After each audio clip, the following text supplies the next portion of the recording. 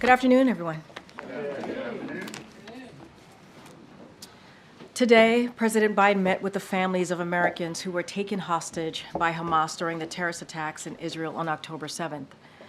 The president has been personally engaged on this issue and has held many calls with Prime Minister Netanyahu and the Emir of Qatar with the aim of securing the release of the Americans and all hostages held by Hamas.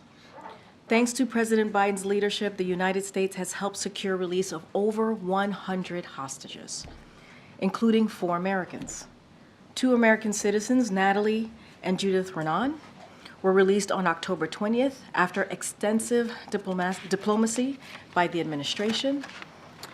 After further diplomatic efforts, 4-year-old Abigail Mor-Idan, whose parents were killed by Hamas, and whose mother was American, was released on November 26. Under the same deal, American citizen Liat Benin, a high school teacher and a tour guide for Israel's Holocaust Museum, was released on November 29th. But as the president has said himself, we will not stop until we bring all Americans being held hostage home. As you all heard the president say yesterday, the American people will not walk away from Ukraine in its battle for freedom against tyranny.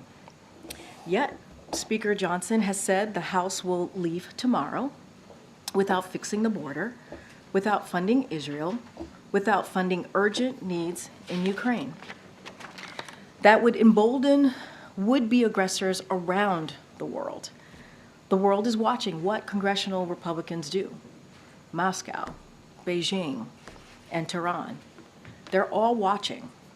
House Republicans should not go home for the holidays when there is vital work to do for the security of the United States and the world. Now, across the country, we've seen unprecedented attacks on women's freedom to make their own health decisions. States have imposed dangerous abortion bans that deny women access to care and threaten to criminalize doctors. As the president said, this should never happen in America, period. Today, the Supreme Court has agreed to review the Fifth Circuit's decision on mifepristone, which threatens to undermine the FDA's scientific, independent judgment and would reimpose restrictions on access to medication abortion. President Biden and Vice President Harris will continue to fight to defend women's ability to access reproductive care. Today, Vice President Harris convened 100 state legislators to announce our Safer States initiative to reduce gun violence and save lives. This is the largest ever White House convening of state legislators to discuss key actions to end the epidemic of gun violence.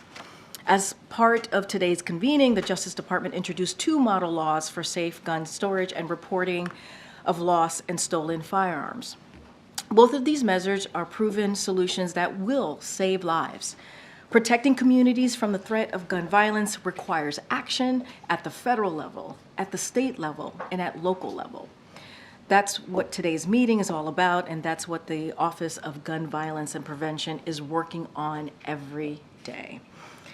Yesterday, we learned consumer inflation fell to 3.1% last month, down 2/3 from its peak. And today, we learned producer inflation was flat last month and less than 1% over the last year. Prices are down for eggs, milk, toys, and TVs. Gas prices are down by $1.90 from the peak after Putin's war began, and wages are rising and higher than before the pandemic.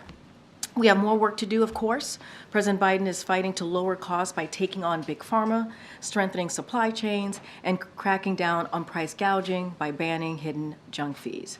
While he's fighting to lower costs and grow our economy from the middle out, congressional Republicans are fighting for the wealthy and big corporations while trying to cut Social Security, Medicare, and Medicaid.